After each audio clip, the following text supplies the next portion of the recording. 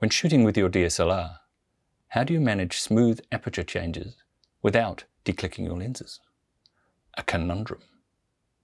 Do you have just a minute? One of the basic techniques in cinematography is the iris or aperture pull, using changes in aperture while filming to compensate for changes in light. As long as the camera is moving, these aperture changes can be rendered almost invisible. A kind of cinematic sleight of hand. Now this is all very well if you are using expensive cinema lenses with smooth aperture movements, but what happens if you've only got your stills lenses and you don't want to declick them? Enter the variable neutral density filter.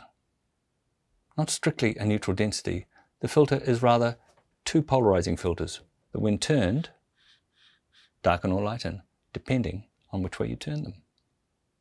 An elegant use of this filter is to change exposure as you would for an aperture pull, but by manipulating the filter rather than the aperture.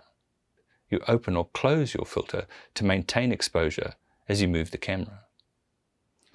For example, if you're moving your camera from outside to inside, you set your aperture for inside, your filter for outside, and you open the filter as you move the camera.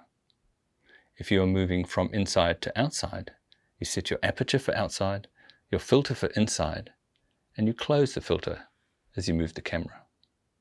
Hey presto, an aperture pull. This one has a little handle on the side, which makes it much easier to control the variability. And it's all about smoothness when it comes to aperture pulls. Here is an example. Here I want to move the camera from bright sun to shade, but without the variable ND, I can't change the exposure.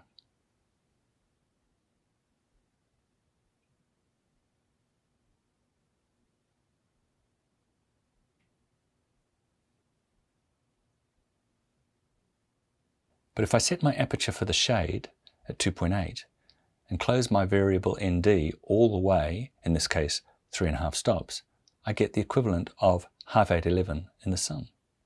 As I move from sun to shade and open the filter, the change in exposure is hidden by the camera movement.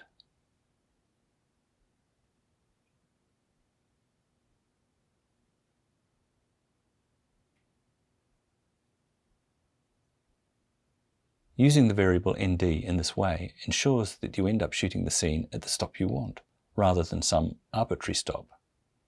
This is very important. We DPs are control freaks. Like all techniques, there is a time and a place.